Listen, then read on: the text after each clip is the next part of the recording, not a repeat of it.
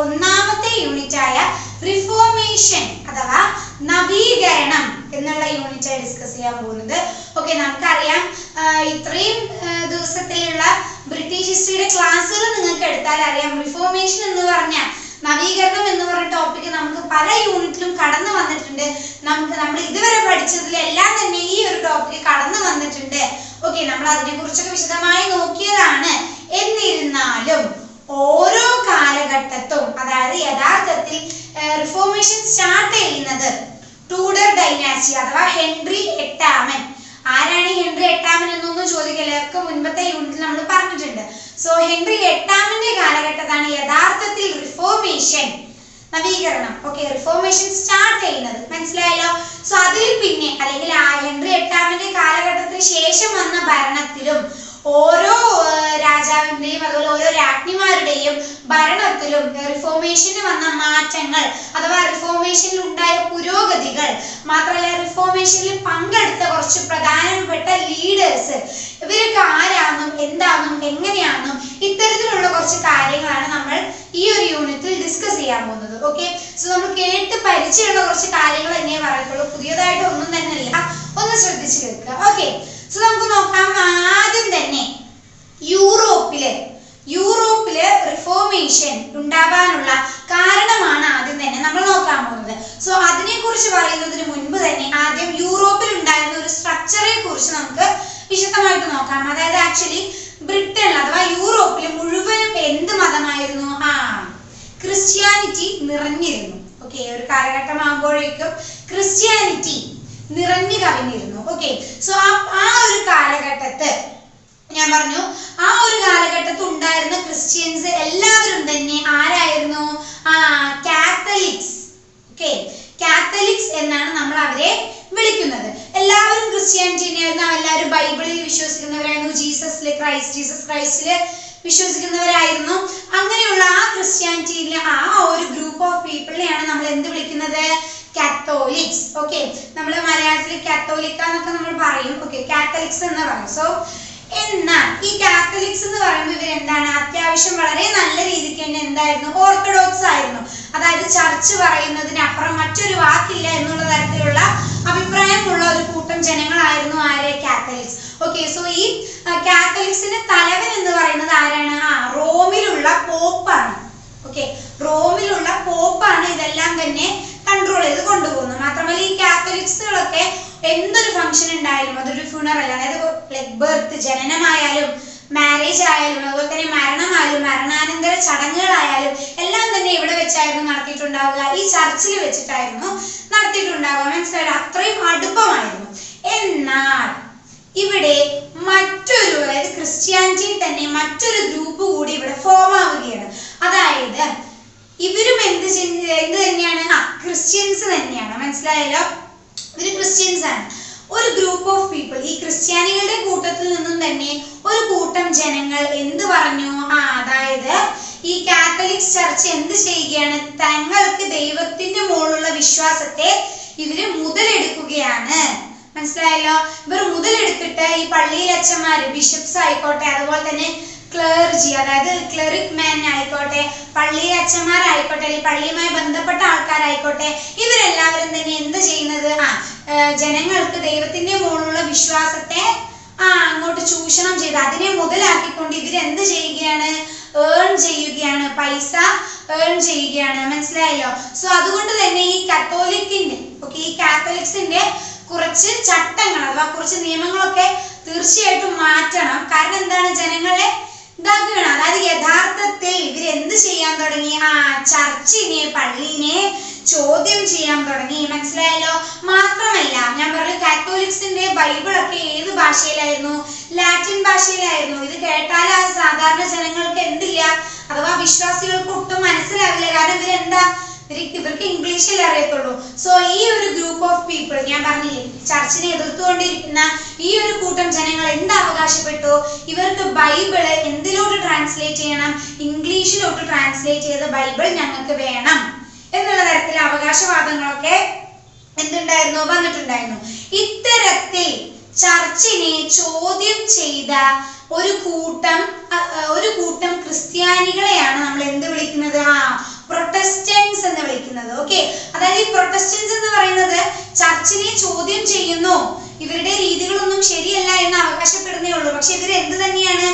ഇവര് ബൈബിളിൽ വിശ്വസിക്കുന്നവരാണ്. അതേപോലെ തന്നെ ഇവര് ജീസസ് ക്രൈസ്റ്റിൽ വിശ്വസിക്കുന്നവരാണ്. വിശ്വാസങ്ങളൊന്നും തന്നെ ഇവർ തെറ്റിക്കുന്നില്ല. പക്ഷെ ഇവർ അവകാശപ്പെടുന്നത് ഒരാൾക്ക് ദൈവത്തോടു കൂടിയാകും, ഒരാളുടെ വിശ്വാസം ദൈവത്തിന്റെ മേലുള്ള വിശ്വാസം തങ്ങൾക്ക് പ്രാർത്ഥിക്കണം എന്നുണ്ടെങ്കിൽ ഇടയിലുള്ള മോണിറ്ററിങ്ങിന്റെ ആവശ്യമില്ല. തങ്ങൾക്ക് നേരിട്ട് തന്നെ ദൈവത്തോട് പ്രാർത്ഥിക്കാം. മനസ്സിലായി? അതിന്റെ ഇടയിൽ ഈ ബിഷപ്സും അവർക്കൊന്നും പൈസ കൊടുക്കേണ്ട ആവശ്യമില്ല. അതേപോലെ തന്നെ അവര് പറഞ്ഞ കാര്യങ്ങൾ ഇവര് ഇടയിൽ കിടന്ന് മോണിറ്റർ ചെയ്യേണ്ട ആവശ്യമില്ല. ഓക്കെ, ഇത്തരത്തിലുള്ള ചർച്ചിനെ ചോദ്യം ചെയ്യുന്ന കുറച്ച് അവകാശവാദങ്ങളുമായിട്ടാണ് ആരിവിടെ രൂപപ്പെടുന്നത്? ഈ പ്രൊട്ടസ്റ്റന്റ്സ് ഇവിടെ രൂപപ്പെടുന്നത്. മനസ്സിലായല്ലോ? ഇതാണ്, അതായത് ഈ ഒരു റിലീജിയസ് തോട്ടാണ് യൂറോപ്പിലെ റിഫോർമേഷന് കാരണമായത്. മനസ്സിലായല്ലോ? അപ്പൊ ഇവിടെ നമുക്ക് രണ്ട് ഗ്രൂപ്പിനെയാണ് നമുക്ക് കാണാൻ സാധിച്ചത്. ഏതൊക്കെയാണ്?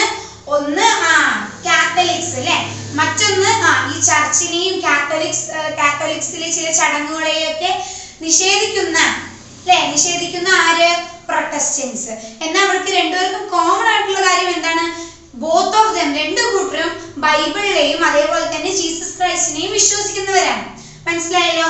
സോ യഥാർത്ഥത്തിൽ ഇനിയാണ് ഇവിടെ റിഫോർമേഷൻ, ഇത്തരത്തിലുള്ള സ്ട്രക്ചറിലൂടെയാണ് റിഫോർമേഷൻ അഥവാ നവീകരണം ആരംഭിക്കുന്നത്. അതായത് നമുക്ക് നോക്കാം, യഥാർത്ഥത്തിൽ റിനൈസൻസ് ആരംഭിക്കുന്നത് ഹെൻറി എട്ടാമന്റെ ഭരണകാലത്താണ്. മനസ്സിലായല്ലോ? അതായത് ടൂഡർ ഭരണകാലത്തിലെ ഒരു പ്രധാനപ്പെട്ട ഒരു രാജാവാണ് ആര്? ഹെൻറി എട്ടാമൻ. അതൊക്കെ നമുക്ക് കഴിഞ്ഞ യൂണിറ്റ് പറഞ്ഞു. ഈ ഹെൻറി എട്ടാമന്റെ കാലഘട്ടത്താണ് യഥാർത്ഥത്തിൽ റിഫോർമേഷൻ സംഭവിക്കുന്നത്. റിഫോർമേഷനെ അറിഞ്ഞോ അറിയാതെയോ ആണ് ആര്? ഹെൻറി എട്ടാമൻ ഇവിടെ കാരണക്കാരനായിരിക്കുന്നത്. മനസ്സിലായല്ലോ? ഇനി നമുക്ക് നോക്കാം, ഇത്തരത്തിലുള്ള കുറച്ച് കാര്യങ്ങൾ നമുക്ക് മനസ്സിലായതോടുകൂടി തന്നെ യൂറോപ്പിലുള്ള റിഫോർമേഷൻ ബാക്കിയുള്ള രാജ്യങ്ങളിലെ റിഫോർമേഷനേക്കാളും വളരെയേറെ വ്യത്യസ്തമേറിയ ഒരു റിഫോർമേഷൻ ആണ് എന്ന് നമുക്ക് പറയാം. ഓക്കെ, സോ ഇപ്പൊ നിങ്ങൾക്ക് ഈ ഒരു സ്ട്രക്ചർ മനസ്സിലായല്ലോ, അഥവാ എവിടെ നിന്നാണ് ഈ റിഫോർമേഷൻ തുടങ്ങിയത് എന്ന് മനസ്സിലായല്ലോ. ഇനി നമുക്ക് നോക്കാനുള്ളത് യൂറോപ്പിലെ റിഫോർമേഷന്റെ ചില പ്രത്യേകതകളാണ്. മനസ്സിലായല്ലോ? അതായത് യൂറോപ്പിൽ ഉണ്ടായിരുന്ന റിഫോർമേഷന്റെ ചില പ്രത്യേകതകളാണ് പറയാനുള്ളത്. അതൊന്നുമില്ല, സിമ്പിൾ ആണ്. അതായത് ഇപ്പൊ ഞാൻ പറഞ്ഞ പോലെ തന്നെ ആദ്യം തന്നെ പ്രധാനമായ ഒരു കാരണം നിലനിൽക്കുന്നത് ഈ യൂറോപ്പിലെ ജനങ്ങൾ പള്ളിയെ, ചർച്ചിനെ എന്ത് ചെയ്യാൻ തുടങ്ങി? എതിർക്കാൻ തുടങ്ങി, അഥവാ ചോദ്യം ചെയ്യാൻ തുടങ്ങി. മനസ്സിലായല്ലോ? ഇവർ ചോദ്യം ചെയ്യുകയും, അതായത് ബിഷപ്സുകളൊക്കെ എന്താണ്, അതായത് ഇവരുടെ വിശ്വാസത്തെ പള്ളിക്കാർ മുതലെടുക്കുകയാണ്. സോ അതിനെ ചോദ്യം ചെയ്യാൻ തുടങ്ങി. മാത്രമല്ല യഥാർത്ഥത്തിൽ റിഫോർമേഷൻ 1517 ജർമ്മനിയിലാണ് യഥാർത്ഥത്തിൽ റിഫോർമേഷൻ തുടങ്ങിയത്. മനസ്സിലായല്ലോ? അവിടെ തന്നെ ജർമ്മനിയിൽ തന്നെ ഇവർ എന്ത് ചെയ്യാൻ തുടങ്ങിയ? പള്ളീനെ അങ്ങോട്ട് ചോദ്യം ചെയ്യാൻ തുടങ്ങി. മനസ്സിലായല്ലോ? മാത്രമല്ല ഈ ഒരു മൂവ്മെന്റ് അഥവാ ഈ ഒരു പ്രവൃത്തിക്ക് കൂട്ടു നിൽക്കുന്ന ഒരു കൂട്ടം ക്രിസ്ത്യാനികളെ നമ്മൾ എന്ത് പേരിട്ട് വിളിക്കുന്നു? പ്രൊട്ടസ്റ്റന്റ്സ് എന്ന പേരിട്ട് വിളിക്കുന്നു. മനസ്സിലായല്ലോ? ഇതൊക്കെയാണ് യഥാർത്ഥത്തിൽ യൂറോപ്പിൽ റിഫോർമേഷന് കാരണക്കാരായത്. ഓക്കെ, സോ നമുക്കിനി നോക്കാം കോസസ് ഫോർ റിഫോർമേഷൻ. ഓക്കെ, കുറച്ചുകൂടി ഡീറ്റെയിൽ ആയിട്ട് റിഫോർമേഷന്റെ കുറച്ച് കോസസുകൾ, അതായത് എന്തുകൊണ്ടാണ് യഥാർത്ഥത്തിൽ ഈ മേൽപ്പറഞ്ഞ കാര്യങ്ങൾ മാത്രമാണോ റിഫോർമേഷൻ സ്റ്റാർട്ട് ആവാൻ കാരണം? അല്ല, ഇനിയും ഒരുപാട് കാര്യങ്ങളുണ്ട്. അതൊക്കെയാണ് നമ്മൾ ഇനി അടുത്തതായിട്ട് ഡിസ്കസ് ചെയ്യാൻ പോകുന്നത്. അതായത് പുരോഹിതന്മാർ, ക്ലർജി. ഓക്കെ, ഇവിടെ ക്ലർജി മെന്നൊക്കെ എന്ത് ചെയ്യുകയാണ്? പുരോഹിതന്മാരൊക്കെ ഈ ജനങ്ങളുടെ വിശ്വാസത്തെ മുതലെടുത്തുകൊണ്ട് എന്ത് ചെയ്യുകയാണ്? അവര് ഇതേ അറ്റൈൻ ഗ്രേറ്റ് എക്കണോമിക് പവർ. മനസ്സിലായല്ലോ? ഇവര് ഒരുപാട് എക്കണോമിക് പവർ ഉള്ള ആൾക്കാരായി മാറി. ആരെ? ഈ പുരോഹിതന്മാർ. മാത്രമല്ല അവർ ഭയങ്കര ലക്ഷറി ആയിട്ടുള്ള ജീവിതവും ഇവർ ജീവിക്കാൻ തുടങ്ങി. ഇതൊന്നും കൂടാതെ തന്നെ യഥാർത്ഥത്തിൽ ഈ ക്ലർജീസിന് എന്തില്ല, ഈവൻ ബൈബിള് കൂടി, മനസ്സിലായോ, ബൈബിള് കൂടി വായിച്ചു പറയാനുള്ള വിദ്യാഭ്യാസം പോലും ആർക്കുണ്ടായിരുന്നില്ല, ഈ ക്ലർജീസിന് ഉണ്ടായിരുന്നില്ല. ഓക്കെ, എന്നിട്ടാണ് ഇത്തരത്തിലുള്ള കാര്യങ്ങളൊക്കെയാണ് യഥാർത്ഥത്തിൽ റിഫോർമേഷന്, യൂറോപ്പിലെ റിഫോർമേഷന് കാരണമായത്. ഒന്ന് ആലോചിച്ച് നോക്കൂ. അതായത് ഇവിടെ നിൽക്കുന്ന പുരോഹിതന്മാർക്ക് ഒട്ടും തന്നെ വിദ്യാഭ്യാസമില്ല.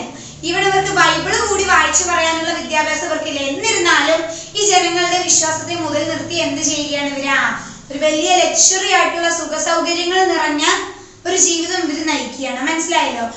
ഇതിനെയും അതേപോലെ തന്നെ റിനൈസൻസ്, ഈ ഒരു കാലഘട്ടത്താണല്ലോ നവോത്ഥാനം, ഓക്കെ, റിനൈസൻസ് ലിറ്ററേച്ചർ എന്താണ് പുറത്തു വന്നത് ഈ ഒരു കാലഘട്ടത്താണ്. അതിന്റെ ഒരു അംശം അഥവാ ആ ഒരു ചിന്തകൾ കൂടി എന്തിലേക്ക് കടന്നു വന്നു, ഈ റിഫോർമേഷനിലേക്ക് കടന്നു വന്നു. ഇത്തരത്തിലുള്ള കാര്യങ്ങളെ മുൻനിർത്തിക്കൊണ്ടാണ് ഈ പ്രൊട്ടസ്റ്റന്റ്സ് ചോദ്യം ചെയ്തത്. ഇങ്ങനെയാണ് യഥാർത്ഥത്തിൽ യൂറോപ്പിൽ റിഫോർമേഷന് ഉണ്ടാകുന്നത്. മനസ്സിലായല്ലോ, ഈ ഒരു കാരണങ്ങൾ കൊണ്ടാണ്. ഇനി റിഫോർമേഷൻ എന്ന് പറയുമ്പോൾ നമുക്ക് ഒഴിച്ചുകൂടാൻ പറ്റാത്ത ഒരു പേരാണ് മാർട്ടിൻ ലൂതർ. ഓക്കെ, അതായത് ജർമ്മനിയിലുള്ള മാർട്ടിൻ ലൂതർ ആണ് യഥാർത്ഥത്തിൽ ഈ റിഫോർമേഷൻ എന്ത് ചെയ്തത്, റിഫോർമേഷനെതിരെ ശക്തമായിട്ട്, റിഫോർമേഷന്റെ ഒപ്പം തന്നെ ഈ പള്ളിക്കാരുടെ ഇടയിൽ എന്ത് ചെയ്ത് ശക്തമായിട്ട് എതിർത്ത ഒരു വ്യക്തിയാണ് ആര്, മാർട്ടിൻ ലൂതർ. അതൊക്കെ പ്രധാനപ്പെട്ട കാര്യമാണ്. ഓക്കെ, ഇനി നമുക്ക് നോക്കാം മാർട്ടിൻ ലൂതർ എന്തൊക്കെ കാര്യം, അതായത് മാർട്ടിൻ ലൂതറുടെ ഐഡിയാസ് എന്തൊക്കെയായിരുന്നു, മാർട്ടിൻ ലൂതർ സ്വീകരിച്ച അഥവാ മാർട്ടിൻ ലൂതർ ആഗ്രഹിക്കുന്ന ഐഡിയാസ്, അതായത് സൊസൈറ്റിയിൽ സമൂഹത്തിൽ വരണം എന്ന് ആഗ്രഹിക്കുന്ന അഥവാ ഈ ചർച്ച് മാറ്റി തിരുത്തി എഴുതണം എന്ന് ആഗ്രഹിക്കുന്ന കുറച്ച് കാരണങ്ങളുണ്ട് അഥവാ കുറച്ച് ഐഡിയാസ് ഉണ്ട്. ഓക്കെ, ഈ ഐഡിയാസിനെ മുൻനിർത്തിക്കൊണ്ടാണ് മാർട്ടിൻ ലൂതർ റിഫോർമേഷന് തയ്യാറായത്. അത് ഏതൊക്കെയാണ് ആ ഐഡിയാസ് എന്ന് നമുക്ക് നോക്കാം. ആദ്യം തന്നെ ഇദ്ദേഹം വിശ്വസിച്ചിരുന്നത് വിശ്വാസത്തിൽ മാത്രം നീതീകരിക്കണം. മനസ്സിലായല്ലോ. അതായത് ഒരാളുടെ വിശ്വാസം, ആ വിശ്വാസത്തെ തുടർന്നുകൊണ്ട് മാത്രം അല്ലെങ്കിൽ ആ വിശ്വാസം അടിസ്ഥാനമാക്കിക്കൊണ്ട് വേണം എന്ത് നടത്താൻ, ജസ്റ്റിഫിക്കേഷൻ നടത്താൻ. അതേപോലെ തന്നെ ഇദ്ദേഹം വിശ്വസിച്ചിരുന്നത് ആകെ 2 കൂദാശയും അതേപോലെ തന്നെ 2 സ്നാനവും അതേപോലെ തന്നെ 2 ദിവ്യബലി മാത്രമേ ഉള്ളൂ. ഇതിന്റെ ഇടയ്ക്ക് വേറൊന്നും ഇല്ല എന്നാണ് അദ്ദേഹം ഉദ്ദേശിച്ചത്. അതായത് യഥാർത്ഥത്തിൽ ഇതിന്റെ നടുക്ക് ദൈവത്തിന്റെയും ഈ ഒരു വിശ്വാസിയുടെയും നടുക്ക് മോണിറ്റർ ചെയ്യാനും അതേപോലെ തന്നെ ഇത്തരത്തിൽ ലക്ഷറി ലൈഫ്, ജനങ്ങളുടെ വിശ്വാസത്തെ മുതലെടുത്തുകൊണ്ട് ലക്ഷറി ലൈഫ് ചെയ്ത് മോണിറ്റർ ചെയ്യാൻ ഒരാളുടെ ആവശ്യമില്ല എന്നാണ് ഇവിടെ ആരുദ്ദേശിക്കുന്നത്, മാർട്ടിൻ ലൂതർ ഉദ്ദേശിക്കുന്നത്. ഇനി നമുക്ക് നോക്കാം. അതായത് ബൈബിൾ എന്ന് പറയുന്നത്, മാർട്ടിൻ ലൂതറിന്റെ ഐഡിയാസ് പ്രകാരം ബൈബിൾ എന്ന് പറയുന്നത് എന്താണ്, ഒരു വിശ്വാസിക്ക് ആവശ്യമായ ഒരാളുടെ വിശ്വാസത്തിന്റെ അടിസ്ഥാനത്തിലാണ്. ഓക്കെ, അല്ലാതെ ഒരിക്കലും എന്തല്ല ഈ ബിഷപ്സുകളുടെ, ഓക്കെ, ഈ പുരോഹിതന്മാരുടെ എന്തല്ല ഈ പുരോഹിതന്മാര് നമുക്ക് ഇതായി തന്നതല്ല, അതായത് നമുക്ക് പുരോഹിതന്മാര് തന്നതല്ല, അതാണ് ഇവിടെ ഉദ്ദേശിക്കുന്നത്. അതായത് യഥാർത്ഥത്തിൽ ഇവിടെ മാർട്ടിൻ ലൂതർ ഉദ്ദേശിക്കുന്നത് എല്ലാത്തിന്റെയും മുകളിൽ ആരല്ല, ബിഷപ്സോ പുരോഹിതന്മാരോ ആരുമല്ല, ആര് മാത്രമാണ്, ദൈവവും ബൈബിളും ആണ് എന്നാണ് ഇവിടെ ആരുദ്ദേശിക്കുന്നത്, മാർട്ടിൻ ലൂതർ ഉദ്ദേശിക്കുന്നത്. മാത്രമല്ല ക്ലർജിമെൻ അഥവാ പുരോഹിതന്മാര് കല്യാണം കഴിക്കണം.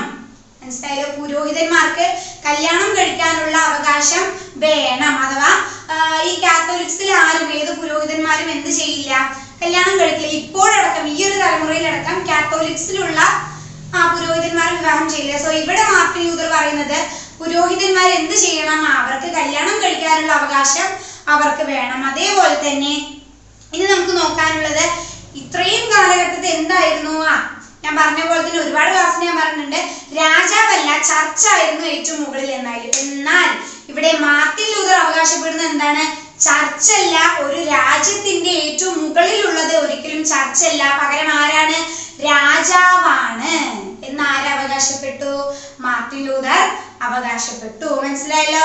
ഇതൊക്കെയാണ് യഥാർത്ഥത്തിൽ മാർട്ടിൻ ലൂതറിന്റെ ഐഡിയാസ്. ഓക്കെ, മാർട്ടിൻ ലൂതർ പോരാടിയത്, ഈ ചർച്ചിനെതിരെ പോരാടിയത് ഇത്തരത്തിലുള്ള കുറച്ച് ഐഡിയാസ് മുൻനിർത്തിക്കൊണ്ടായിരുന്നു. ഓക്കെ, ഇതിനെ തുടർന്ന് മാർട്ടിൻ ലൂതർ എന്ത് ചെയ്തു, അഥവാ ഒക്ടോബർ 31, 1517 കാലഘട്ടത്തിൽ ജർമ്മനിയിലുള്ള വിറ്റൻബർഗിൽ, ജർമ്മനിയിലുള്ള വിറ്റൻബർഗ് എന്ന് പറഞ്ഞ സിറ്റിയിലുള്ള ഒരു കാസ്റ്റൽ ചർച്ച് ചർച്ച് ഉണ്ട്, ഒരു കാസ്റ്റൽ ചർച്ച്.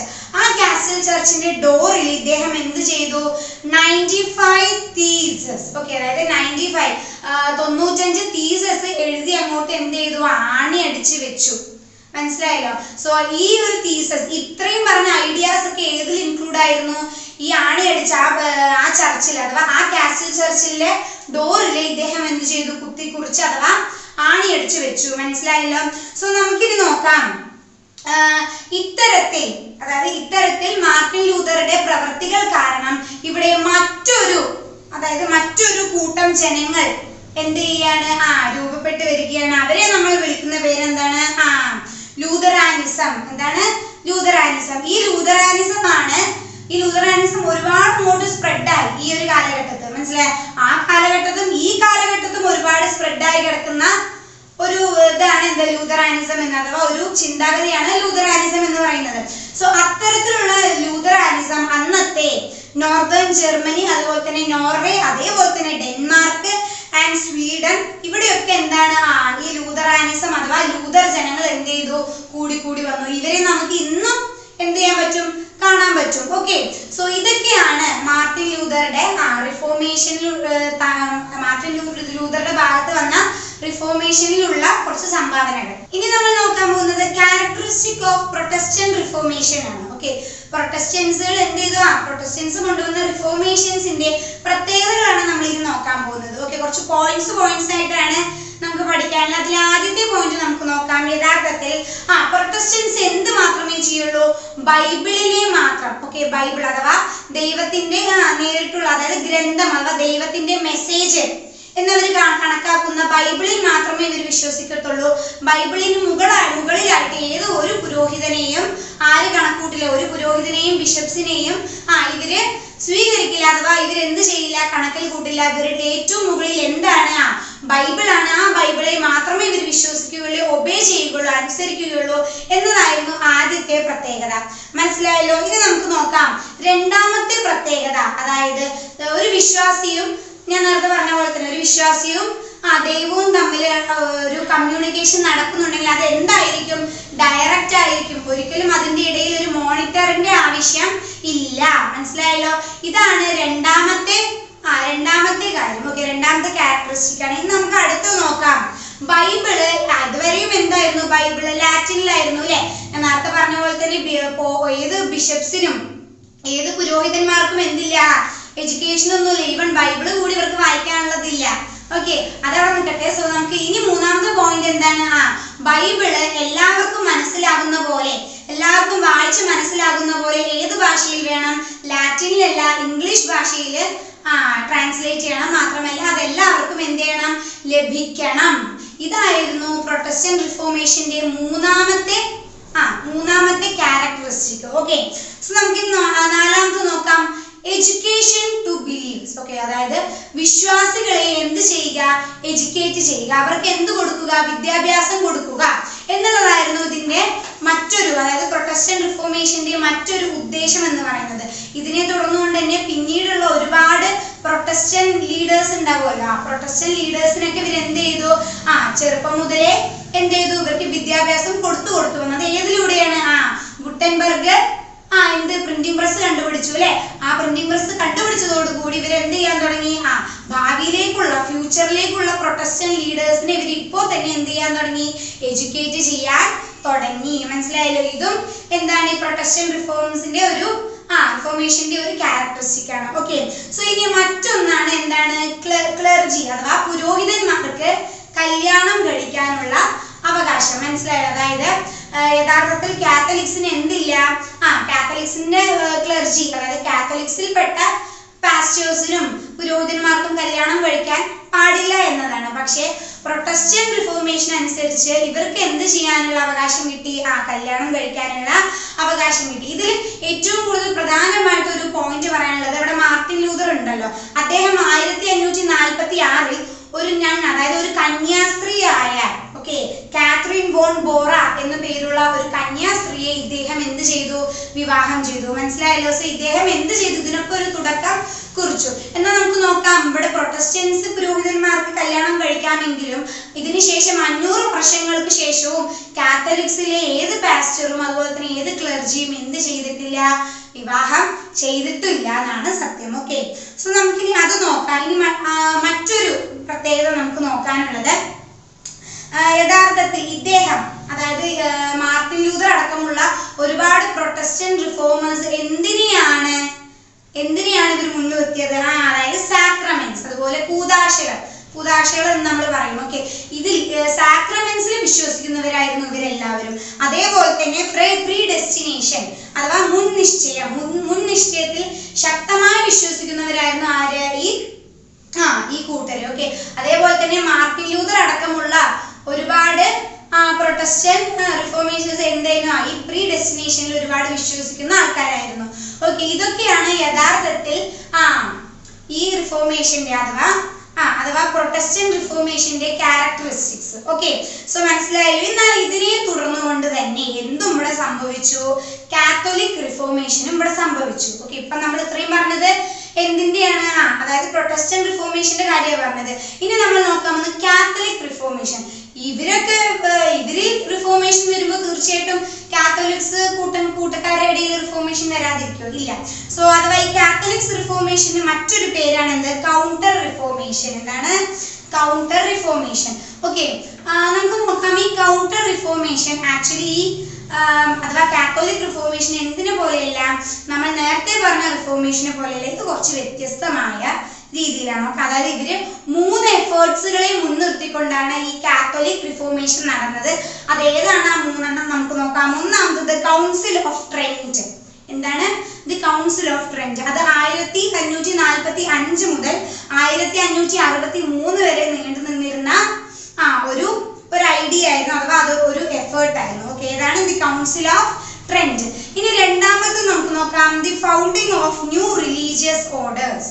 ഓക്കെ, അതായത് ഇവരുടെ മതത്തിൽ തന്നെ പുതിയ റിലീജിയസ് ഓർഡേഴ്സ്, പുതിയ കുറച്ച് കാര്യങ്ങൾ അഥവാ പുതിയ കുറച്ച് നിയമങ്ങളൊക്കെ ഇവർ എന്ത് ചെയ്യാൻ തുടങ്ങി? ഇൻക്ലൂഡ് ചെയ്യാൻ തുടങ്ങി. ഇനി മൂന്നാമത് നോക്കാം, the court of inquisition. Okay, the court of inquisition.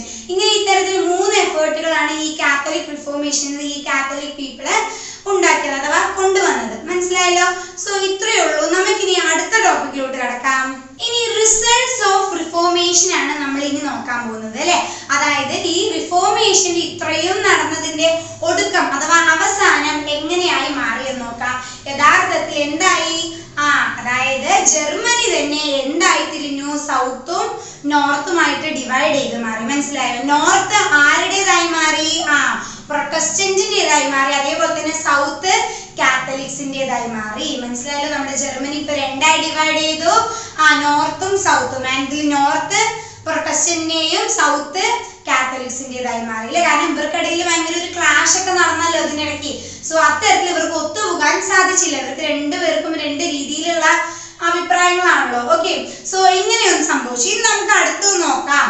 അതായത് റിഫോമേഷന്റെ അന്ത്യത്തോട് അഥവാ ഇതിന്റെ റിസൾട്ട് ആയിട്ട് നമുക്ക് കാണാൻ സാധിച്ചത് ബൈബിള് നമുക്ക് എന്തിൽ അവൈലബിൾ ആയി? ഇംഗ്ലീഷ് ഭാഷയിൽ നമുക്ക് അവർക്ക് അവൈലബിൾ ആയി. അതുവരെയും ലാറ്റിനിലായിരുന്നല്ലോ, അല്ലെ? കാത്തലിക്സ് ഒക്കെ ലാറ്റിനിൽ മാത്രം, അത്രയും ഓർത്തഡോക്സ് ആയിരുന്നു. ഈ പ്രൊട്ടസ്റ്റന്റ് കാലഘട്ടത്തെ അഥവാ ഈ റിഫോമേഷന് ശേഷമാണ് ബൈബിള് ഇംഗ്ലീഷിൽ നമുക്ക് അവൈലബിൾ ആയി തുടങ്ങിയത്. മനസ്സിലായല്ലോ? അതേപോലെ തന്നെ ഈ പ്രൊട്ടസ്റ്റന്റ്സ് എന്ന് പറഞ്ഞ ഈ ഒരു കൂട്ടം ജനങ്ങൾ വൈഡ് സ്പ്രെഡ്, അതായത് ജർമ്മനിക്ക് പുറത്തും അഥവാ യൂറോപ്പ് മുഴുവനും എന്തായി തുടങ്ങി? സ്പ്രെഡ് ആയി തുടങ്ങി. മനസ്സിലായല്ലോ? സോ അത്രയും ആൾക്കാർ എന്തിലേക്ക് കൂടുതൽ ആകർഷിച്ചു? പ്രൊട്ടസ്റ്റന്റ്സ് ആയിട്ട് മാറി. മനസ്സിലായല്ലോ? ഇതൊക്കെയാണ് എന്ത്? The results of reformation. ഇത് തീർച്ചയായിട്ടും നിങ്ങൾ എന്ത് ചെയ്യണം? നന്നായി പഠിച്ചു വെക്കണം കേട്ടോ. ഈ 3 പോയിന്റും അത്ര ഇമ്പോർട്ടൻസ് ആണ്. ഓക്കെ, ഇത് പഠിച്ചില്ലെങ്കിൽ നിങ്ങൾ ഈ റിഫോമേഷന്റെ ക്ലാസ് കേട്ടത് തന്നെ വെറുതെ ആകും. ഓക്കെ, റിഫോമേഷന്റെ അന്ത്യം അഥവാ റിഫോമേഷന്റെ റിസൾട്ട്സ് ആണ് നമ്മൾ ഈ നോക്കിയത്. ഓക്കെ, സോ നമുക്കിനി നോക്കാം. ഇത്രയും നേരം നമ്മൾ പഠിച്ചത് എന്താണ്? ജർമ്മനിയിൽ ഉണ്ടായിരുന്ന റിഫോമേഷൻസ്, അതെങ്ങനെയായിരുന്നു, അവരുടെ ലീഡേഴ്സ്, ഇതൊക്കെയാണ് നമ്മൾ നോക്കിയത്. ഇനി നമ്മൾ നോക്കാൻ പോകുന്നത് എന്താ? ഇംഗ്ലീഷ് റിഫോമേഷൻ. ഓക്കെ, ഇംഗ്ലീഷ് റിഫോമേഷൻ എന്ന് പറയുമ്പോൾ ഇംഗ്ലണ്ടിലുണ്ടായിരുന്നത്. എങ്ങനെയാണ് ഇംഗ്ലീഷ് റിഫോമേഷൻ തുടങ്ങുന്നത്?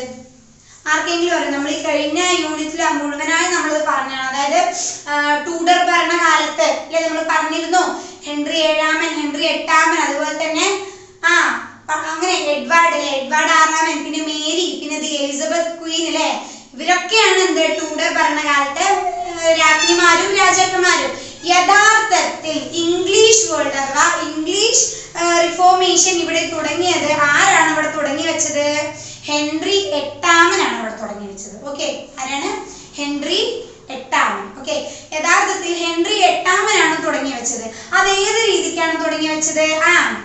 കാത്രീൻ ഓഫ് അർഗനാണ്. കാത്രീൻ ഓഫ് അർഗനെ മാരി ചെയ്യുകയാണ് ആര് ചെയ്യുന്നത്? നമ്മുടെ ഈ ഹെൻറി എട്ടാമൻ ചെയ്യുന്നത്. എന്നാൽ കാത്രീൻ ഓഫ് അർഗൻ എന്തിന് ജന്മം നൽകി? ഒരു പെൺകുഞ്ഞായ മേരി ദ ക്വീന് ജന്മം നൽകി. അതോടുകൂടി ആർക്ക് ദേഷ്യം വന്നു? ഹെൻറി എട്ടാമന് ദേഷ്യം വന്നു. കാരണം എന്താ? ഇദ്ദേഹത്തിന് ഒരു ആൺകുഞ്ഞ് വേണമെന്നായിരുന്നു. എന്നാൽ ഇപ്പൊ തന്റെ ഭാര്യ എന്താ ചെയ്തിട്ടില്ല? ഒരു പെൺകുഞ്ഞ് പ്രസവിച്ചു. ഇതൊക്കെ ശ്രദ്ധിക്കുന്നതിന് മുൻപ് ഹെൻറി എട്ടാമൻ 6ഓളം വിവാഹം കഴിച്ചിട്ടുണ്ട് അല്ലെ. ഇതൊക്കെ നമ്മൾ ആ യൂണിറ്റിൽ ഡിസ്കസ് ചെയ്താണ്. എന്നാൽ ഞാൻ നിങ്ങൾക്ക് ഒന്നുകൂടി പറഞ്ഞു തരികയാണ്. ഓക്കെ, സോ അതിനുശേഷം തന്നെ ഹെൻറി എട്ടാമൻ ആരെ കണ്ടുമുട്ടി? അന്നേ ബൊലൈനെ കണ്ടുമുട്ടി അല്ലെ. അതിനുശേഷം അന്നേ ബൊലൈനെ വിവാഹം ചെയ്യണമെന്ന കടുത്ത ആഗ്രഹമായിരുന്നു ആർക്കുണ്ടായിരുന്നത്? ഹെൻറി എട്ടാമനെ. അതുകൊണ്ട് തന്നെ ഈ കാത്രീൻ ഓഫ് അർഗനെ ഡിവോഴ്സ് ചെയ്യാൻ ആര് തീരുമാനിച്ചു? ഹെൻറി എട്ടാമൻ. എന്നാൽ ഈ ഹെൻറി എട്ടാമൻ ഈ വിഷയം ചർച്ചിൽ അവതരിപ്പിച്ചപ്പോൾ ചർച്ചുകാർ എന്ത് പറഞ്ഞു? ഞങ്ങൾ ഇതിന് കൂട്ടു നിൽക്കില്ല, ഓക്കെ, ഇത് സമ്മതിക്കില്ല എന്ന് വിസമ്മതം അറിയിച്ചു. ആര്? ചർച്ച്. ഹെൻറി എട്ടാമനുണ്ട്. അതോടുകൂടി ഹെൻറി എട്ടാമൻ എന്ത് വന്നു? ദേഷ്യം വന്നു അല്ലെ. ദേഷ്യം വന്നിട്ട് എന്ത് പറഞ്ഞു? ഇനി നിങ്ങൾക്ക് നിങ്ങളുടെ ചർച്ച്, ഞങ്ങൾക്ക് ഞങ്ങളുടെ ചർച്ച്. ഓക്കെ, മനസ്സിലായോ? ഇനി നിങ്ങൾ എന്താ? നിങ്ങൾ റോമൻ ചർച്ച് വേറെ, ഞങ്ങൾ ഇംഗ്ലീഷ് ചർച്ച് വേറെ, അങ്ങനെ ഞങ്ങൾ ആക്കാൻ പോകുന്നതെന്ന് ആര് തീരുമാനിച്ചു? ഹെൻറി എട്ടാമൻ. യഥാർത്ഥത്തിൽ ഇവിടെ ഹെൻറി എട്ടാമൻ എന്താണ്? ഒരു സ്വാർത്ഥനായ അഥവാ തന്നിഷ്ടം കാണിക്കുന്ന ഒരു രാജാവാണ് അല്ലെ. ഇതൊക്കെ നമ്മൾ പറഞ്ഞതാണ് യൂണിറ്റിൽ. ഓക്കെ, നമുക്ക് ഒന്നുകൂടി റിഫോർമേഷന്റെ ടോപ്പിക് വന്നതോടുകൂടി നമുക്ക് ഈ വിഷയങ്ങളിൽ ടച്ച് ചെയ്ത് പോവാതിരിക്കാൻ പറ്റില്ല. ഓക്കെ, സോ അങ്ങനെ എന്ത് ചെയ്തു? നിങ്ങൾ ഇനി റോമൻ ചർച്ച് വേറെ, ഞങ്ങളുടെ ഇംഗ്ലീഷ് ചർച്ച് ഇനി വേറെയാണ്. നിങ്ങൾ ഞങ്ങളുടെ അടുത്തേക്ക് വരണ്ട, ശക്തമായി നിങ്ങൾ ഒഴിവാക്കിയിരിക്കുന്നു എന്നുള്ള തരത്തിൽ ആര് പെരുമാറി? ഹെൻറി എട്ടാമൻ പെരുമാറുകയും അത്തരത്തിൽ ഇദ്ദേഹം പ്രവർത്തിക്കുകയും ചെയ്തു. മനസ്സിലായല്ലോ? ഇങ്ങനെയാണ്. ഓക്കെ, ഇത്തരത്തിൽ എന്ത് ചെയ്തു? കാത്രീൻ ഓഫ് അർഗനെ അദ്ദേഹം ഡിവോഴ്സ് ചെയ്തു. അന്നേ ബൊലൈനെ കല്യാണം കഴിച്ചു അല്ലെ. അന്നേ ബൊലൈനിന്റെ ആർക്ക് ജന്മം നൽകി? ക്വീൻ എലിസബത്തിന് ജന്മം നൽകി അല്ലെ. ഇതൊക്കെ നമുക്കറിയാം. സോ ഇങ്ങനെ ഇവിടെ റിഫോർമേഷൻ എവിടെയാണ് വരുന്നത്? ഹെൻറി എട്ടാമൻ ഈ റോമൻ ചർച്ച് വേറെ, ഇംഗ്ലീഷ് ചർച്ച് വേറെ എന്ന് തന്റെ ഇഷ്ടത്തിന് പ്രകാരം ഇവിടെ ഇങ്ങനെ ഭിന്നിപ്പിച്ചപ്പോഴാണ് ഇവിടെ യഥാർത്ഥത്തിൽ റിഫോർമേഷൻ സംഭവിച്ചത്. അതുകൊണ്ടാണ് നമ്മൾ പറയുന്നത് ഹെൻറി എട്ടാമൻ അറിഞ്ഞോ അറിയാതെയോ ഈ റിഫോർമേഷൻ, അതായത് ഇംഗ്ലീഷ് റിഫോർമേഷന് അറിഞ്ഞോ അറിയാതെയോ ഒരു കാരണക്കാരനാണ് ആര്? ഹെൻറി എട്ടാമൻ. മനസ്സിലായല്ലോ? പിന്നീട് അങ്ങോട്ട് ഈ പ്രൊട്ടസ്റ്റന്റ്സ് അല്ലെ, പിന്നീട് അങ്ങോട്ട് ഹെൻറി എട്ടാമന് ശേഷം ആരാ? ഹെൻറിയുടെ മകനായ എഡ്വാർഡ് ആറാമൻ, അതിനുശേഷം മേരി ക്വീൻ മേരി അല്ലെ, അതിനുശേഷം പിന്നെ ആരാ? എലിസബത്ത്, ക്വീൻ എലിസബത്ത് അല്ലെ. ഇത്തരത്തിലുള്ള ഭരണകാലം ഈ ടൂഡർ ഡൈനാസ്റ്റിയുടെ ഇത്രയും ഭരണകാലത്തിലെല്ലാം തന്നെ നമുക്ക് ഈ ഹെൻറി എട്ടാമൻ വിത്ത് പാകിപ്പോയ ഒരു റിഫോർമേഷന്റെ അംശം നമുക്ക് എന്ത് ചെയ്യാമായിരുന്നു? കാണാമായിരുന്നു അല്ലെ. ഇതിനോടനുബന്ധിച്ച് തന്നെ എഡ്വാർഡ് ആറാമൻ എന്ത് ചെയ്തിരുന്നു? ബുക്ക് ഓഫ് കോമൺ പ്രയർ എന്ന് പറഞ്ഞ ഒരു ബുക്ക് അദ്ദേഹം എന്ത് ചെയ്തിരുന്നു? കൊണ്ടുവന്നിരുന്നു. അഥവാ ആ ഒരു ആക്ട് എന്ത് ചെയ്തു? നിലവിൽ കൊണ്ടുവന്നു. ഓക്കെ, ഇതൊക്കെ എന്തിനു കാരണമായി? റിഫോർമേഷന്റെ കാരണമായി മാറി. അതായത് എഡ്വാർഡ് ആറാമന്റെ കാലഘട്ടത്തിലുള്ള റിഫോർമേഷന് ഈ ഒരു ആക്ട് കാരണമായി. അതൊക്കെ നമ്മൾ ഇനി നോക്കാം. നമുക്കിനി ഇത്തരത്തിൽ അഥവാ ഓരോ കാലഘട്ടത്തും ഇപ്പൊ ഹെൻറി എട്ടാമന് ശേഷം എഡ്വാർഡ് ആറാമൻ, മേരി, ക്വീൻ മേരി, അതുപോലെ തന്നെ ക്വീൻ എലിസബത്ത്, ഈ ഓരോരുത്തരുടെ കാലഘട്ടത്തും റിഫോർമേഷനുണ്ടായ മാറ്റങ്ങളാണ് നമ്മൾ ഇനി അടുത്തതായിട്ട് നോക്കാൻ പോകുന്നത്. ഓക്കെ, സോ അതിനു മുൻപ് തന്നെ ഈ റിഫോർമേഷന്റെ പേരിൽ ഇംഗ്ലീഷ് അഥവാ ഇംഗ്ലണ്ടിൽ ചില റെബല്യൻസ് ചില റെബല്യൻസ് ആൻഡ് ചില റിവോൾട്ട് ഒക്കെ നടന്നിട്ടുണ്ടായിരുന്നു. ഓക്കെ, അഥവാ ചില യുദ്ധമല്ല ചില കലഹങ്ങൾ അഥവാ ചില ലഹളകളൊക്കെ നടന്നിട്ടുണ്ടായിരുന്നു. അവ ഏതൊക്കെയെന്ന് നമുക്ക് നോക്കാം. ഈ റെബല്യൻസിൽ ആദ്യമായിട്ട് നമുക്ക് നോക്കാനുള്ള ഒരു റെബല്യനാണ് എന്ത്? പിൽഗ്രിംസ് ഓഫ് ഗ്രേസ് എന്ന് പറയുന്നത്. ഏതാണ്? Pilgrims of grace. ഈ പിൽഗ്രിംസ് ഓഫ് ഗ്രേസ് എന്ന് പറഞ്ഞ റെബല്യൻ ഹെൻറി എട്ടാമന് നേരിടേണ്ടി വന്ന, അല്ലെങ്കിൽ അദ്ദേഹത്തിന്റെ കാലഘട്ടത്തിൽ നമുക്ക് നേരിടേണ്ടി വന്ന ഒരു റെബല്യൻ ആണ്. അതായത് 1536 കാലഘട്ടത്തിലാണ്. ഓക്കെ, അതായത് ടൂഡർ ഭരണം ഇതുവരെ കണ്ടതിൽ വെച്ചിട്ട് ഏറ്റവും, അല്ലെങ്കിൽ ടൂഡർ ഭരണം ഇതുവരെ നേരിട്ടതിൽ വെച്ചിട്ട് ഏറ്റവും വലിയ റെബല്യൻ ആയിരുന്നു ഇത്. ഓക്കെ, സോ നമുക്കിനി അടുത്ത് നോക്കാം. പ്രയർ ബുക്ക് റെബല്യൻ അഥവാ വെസ്റ്റേൺ റെബല്യൻ. മനസ്സിലായല്ലോ? ഈ റെബല്യൻ 1549 കാലഘട്ടത്തിൽ, അതായത് എഡ്വേർഡ് ആറാമന്റെ കാലഘട്ടത്തിൽ അദ്ദേഹത്തിന് നേരിടേണ്ടി വന്ന ഒരു റെബല്യൻ ആണ് ഇത്. ഓക്കെ, അതായത് യഥാർത്ഥത്തിൽ ഈ ഒരു ലഹള ഉണ്ടല്ലോ, അതായത് പ്രയർ ബുക്ക് റെബല്യൻ, എഡ്വേർഡ് ആറാമന് ഒരുപാട് അങ്ങോട്ട് ക്ഷയം സംഭവിച്ച, അല്ലെങ്കിൽ എഡ്വേർഡ് ആറാമന് ഒരുപാട് ബുദ്ധിമുട്ടിച്ച ഒരു റെബല്യൻ ആയിരുന്നു. ഓക്കെ, ഇനി നമുക്ക് നോക്കാം വ്യാഡ്സ് റെബല്യൻ. എന്താണ് വ്യാഡ്സ് റെബല്യൻ? വ്യാഡ്സ് റെബല്യൻ എന്ന് പറയുന്നത് 1554 ക്വീൻ മേരിയുടെ കാലഘട്ടത്തിൽ ക്വീൻ മേരിക്ക് നേരിടേണ്ടി വന്ന ഒരു റെബല്യൻ ആണ് എന്ത് വ്യാഡ്സ് റെബല്യൻ എന്ന് പറയുന്നത്. ഇത് നയിച്ചത് തോമസ് വ്യാട്ട് എന്ന് പറഞ്ഞ ഒരാളാണ് ക്വീൻ മേരിക്കെതിരെ ഈ ഒരു റെബല്യൻ അല്ലെങ്കിൽ ഈ ഒരു ലഹള അഴിച്ചുവിട്ടത്. ഇതിന് ശേഷം അല്ലെങ്കിൽ ഇതിന്റെ ഒരു തുടരെയായിട്ട് മേരി എന്ത് ചെയ്തു? ഒരുപാട് ആൾക്കാരെ എന്ത് ചെയ്തു? കൊന്നൊടുക്കുക, ചുട്ടരിച്ചു, ബേൺ ചെയ്തു. ഓക്കെ, സോ ഈ മൂന്ന് റെബല്യൻസ് ആണ് എന്ത് ടൂഡർ റൂൾ അഥവാ ടൂഡർ ഭരണാധികാരികൾ കണ്ടതിൽ വെച്ച് ഏറ്റവും പ്രശ്നമായ, അല്ലെങ്കിൽ അവർ നേരിടേണ്ടി വന്ന റെബല്യൻ എന്ന് പറഞ്ഞു. ഏതൊക്കെയാണ്? പിൽഗ്രിമേജ് ഓഫ് ഗ്രേസ്, അതേപോലെ തന്നെ പ്രയർ ബുക്ക് റെബല്യൻ അഥവാ വെസ്റ്റേൺ റെബല്യൻ, പിന്നെ മറ്റൊന്നാണ് വ്യാഡ്സ് റെബല്യൻ. ഓക്കെ, സോ ഈ 3 റെബല്യൻ ആണ് നമുക്ക് ഈ ഒരു യൂണിറ്റിൽ പഠിക്കാനുള്ളത്. ഇനി നമുക്ക് നോക്കാനുള്ളത് എങ്ങനെയാണ് ഈ റിഫോർമേഷൻ, ഈ ടൂഡർ റൂളിലെ ഓരോ രാജാക്കന്മാരുടെയും അഥവാ ഓരോ രാജ്ഞിമാരുടെയും കാലഘട്ടത്തെ റിഫോർമേഷനിൽ വന്ന മാറ്റങ്ങളാണ് നമ്മൾ ഇനി അടുത്ത് നോക്കാൻ പോകുന്നത്. ഓക്കെ, സോ ആദ്യം തന്നെ പറയാം, ഞാൻ ഫസ്റ്റ് പറഞ്ഞത് ഹെൻറി എട്ടാമൻ ആണ് റിഫോർമേഷന് തുടക്കം കുറിച്ചത് എന്ന് പറഞ്ഞു. എന്നാൽ കുറച്ചുകൂടി റിഫോർമേഷന് ഒരു വഴി തെളിച്ചു വിട്ടത് ആരാണ്? തോമസ് ക്രോംവെൽ എന്ന് പറഞ്ഞ ഒരാളാണ്. ആരാണ് ഈ തോമസ് ക്രോംവെൽ? ഇത്രയും നമ്മൾ പഠിച്ചിട്ട് അങ്ങനെ ഒരു പേര് നമ്മൾ കേട്ടിട്ടില്ല. ആരാണ് ഈ തോമസ് ക്രോംവെൽ? യഥാർത്ഥത്തിൽ ഞാൻ മുൻപേ ഉള്ള യൂണിറ്റിൽ പറഞ്ഞിരുന്നു, ഹെൻറി എട്ടാമൻ ഒരുപാട് അങ്ങോട്ട് ഗവൺമെന്റ് അഥവാ ആ ഒരു തരത്തിലേക്ക് അദ്ദേഹം എന്ത് ചെയ്തിട്ടില്ല, ഇറങ്ങിച്ചെന്ന് ഭരിച്ചിട്ടില്ല.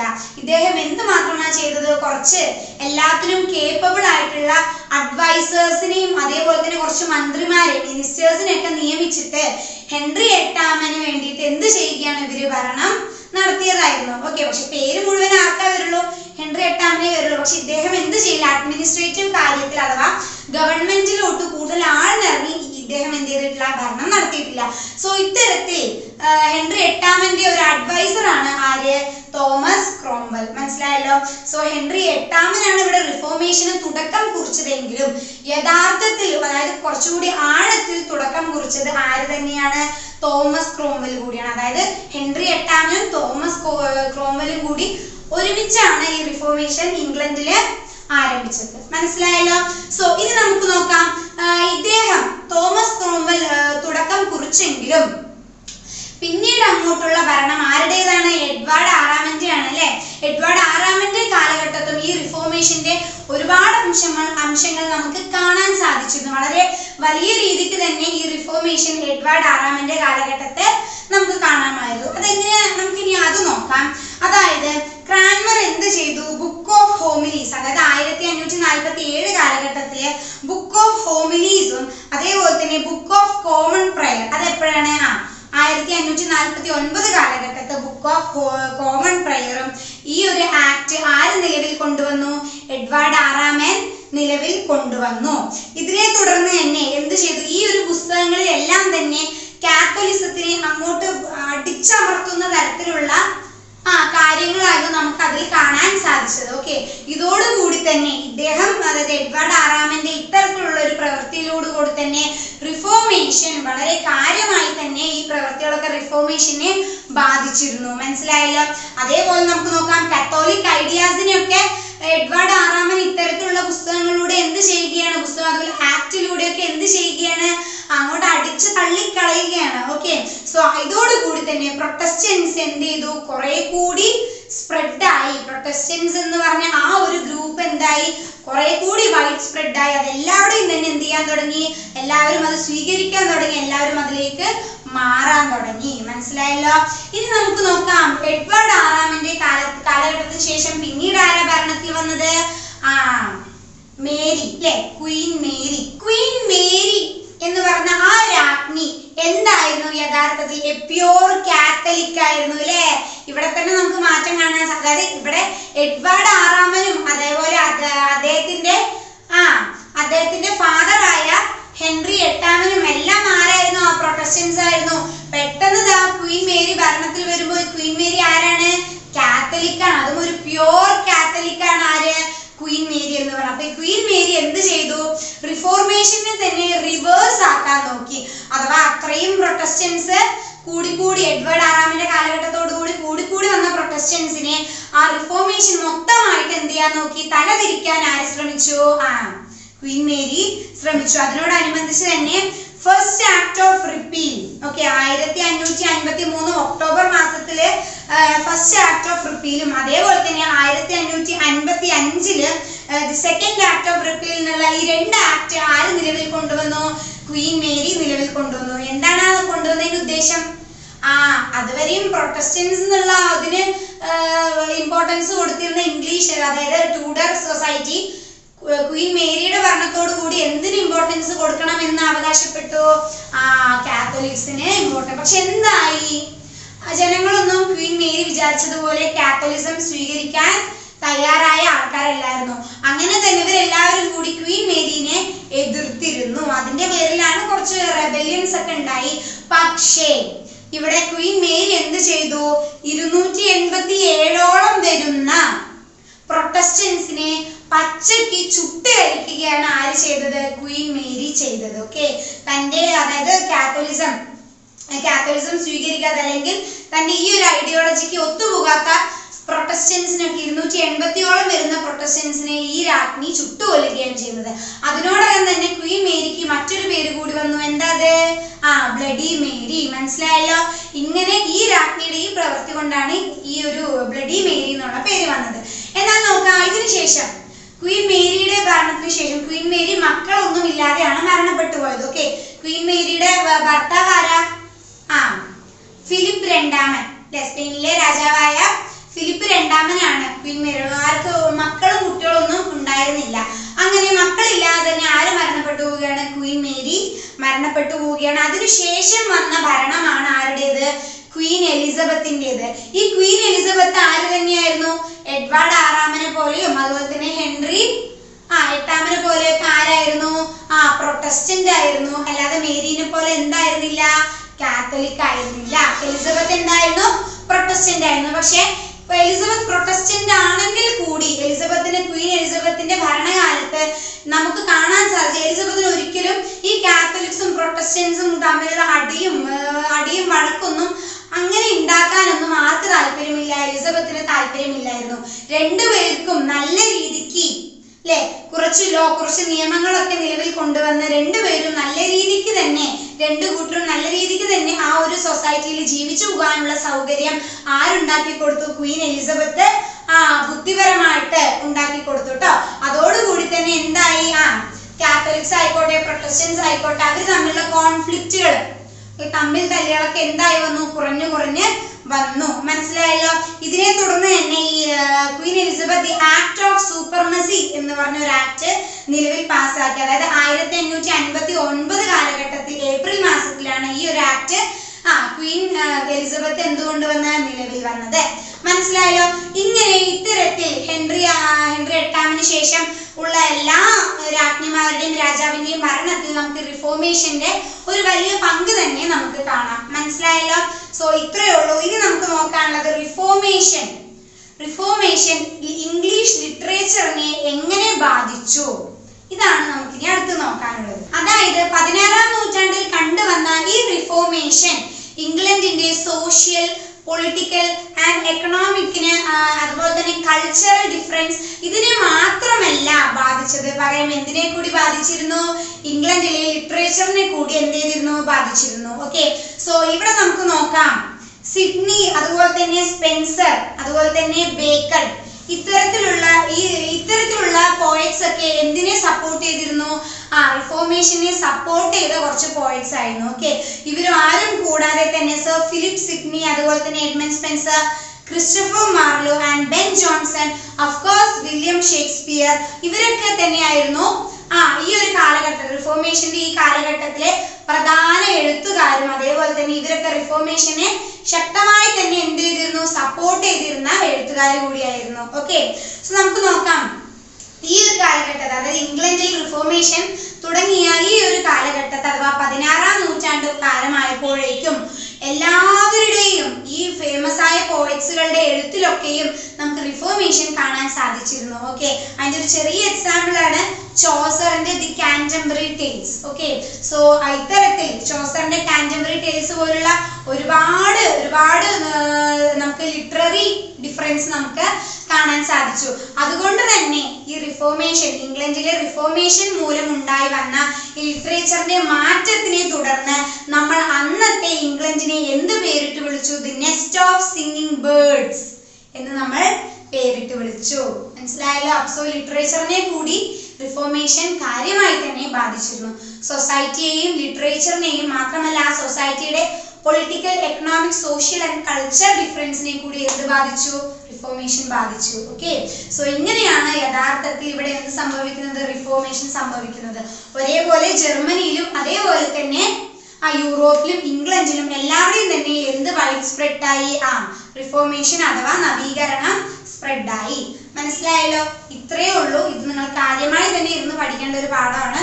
കുറച്ച് ബുദ്ധിമുട്ടുണ്ടാവും, എന്നിരുന്നാലും പേരുകളും എല്ലാം തന്നെ ഓർഡർ വൈസ് മനസ്സിലാക്കി പഠിക്കുക. ഓക്കെ, സോ ഇത്രയേ ഉള്ളൂ. ഞാൻ പഠിപ്പിച്ചൊക്കെ നിങ്ങൾക്ക് മനസ്സിലായി വിചാരിക്കുന്നു. നമുക്ക് അടുത്തൊരു വീഡിയോയിൽ കാണാം. ഓക്കെ, അടുത്തൊരു യൂണിറ്റിൽ കാണാം. അതുവരെയും ബൈ.